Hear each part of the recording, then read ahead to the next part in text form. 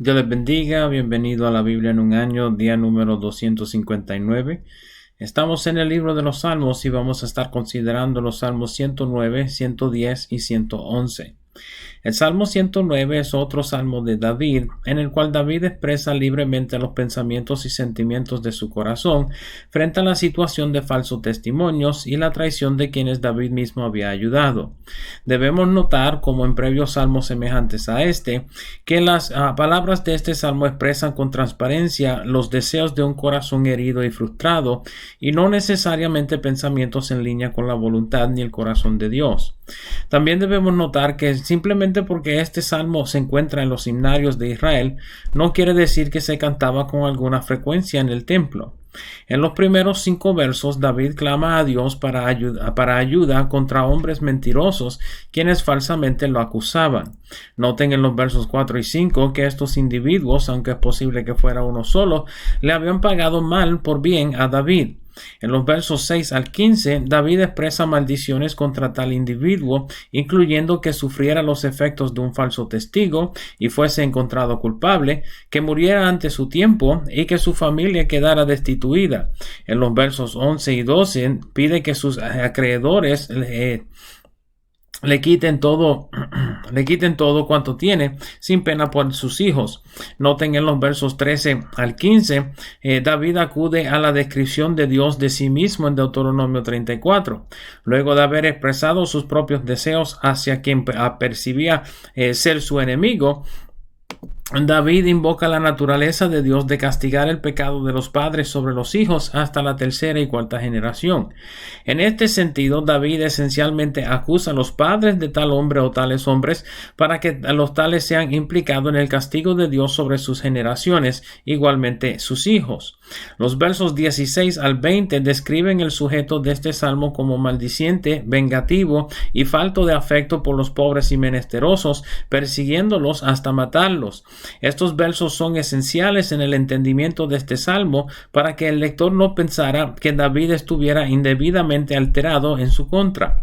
En los versos 21 al 25, David explica cuál ha sido su aflicción y la condición en la cual se encuentra como resultado.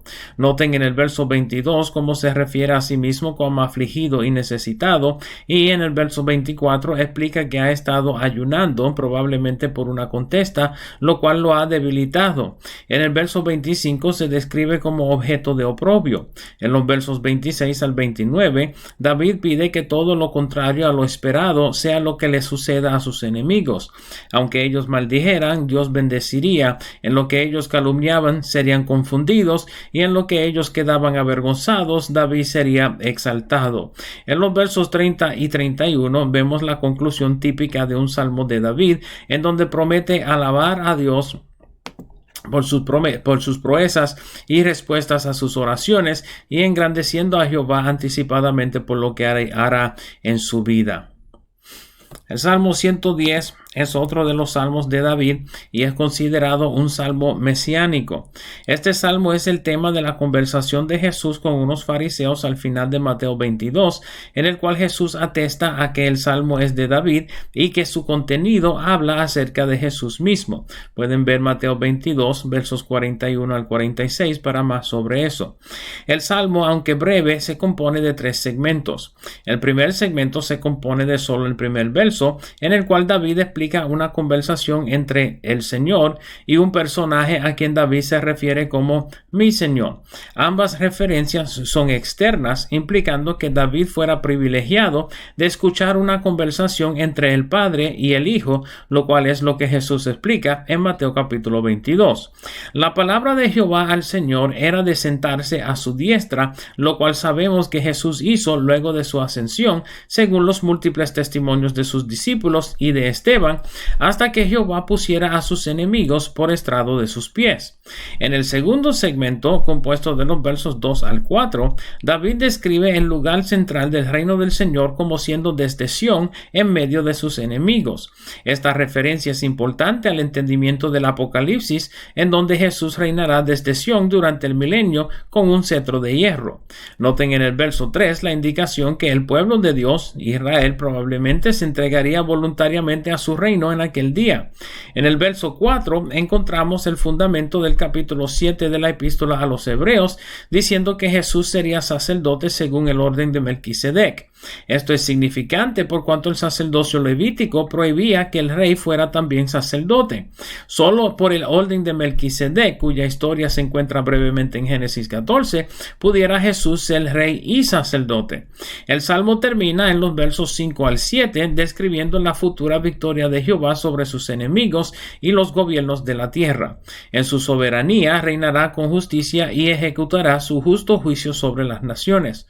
Normalmente no pensamos en David cuando consideramos los tiempos finales, pero este salmo claramente describe eventos cuales Juan el Revelador vio en su visión apocalíptica.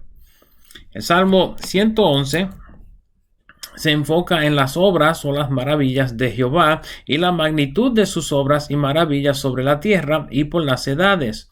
El salmo es intencionado ser de un solo segmento y dependiendo la traducción cual estés leyendo, podrás claramente definir su enfoque en las obras de Dios o las maravillas de Dios mencionadas múltiples veces en los versos del salmo. También debemos notar en los versos 6 y 9 las referencias al pacto de Jehová. Esto probablemente sea una referencia a la ley y el pacto de Dios de establecer a Israel como nación firme entre los pueblos.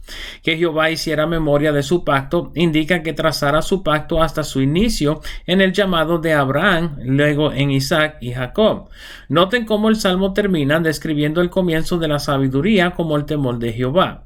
Esto es repetido en los proverbios y algunos han sugerido que Salomón fuera el escritor de este salmo, aunque algunos lo atribuyen a David, en cual caso las palabras de Proverbios 1:7 serían actualmente una enseñanza de David a su hijo y futuras generaciones.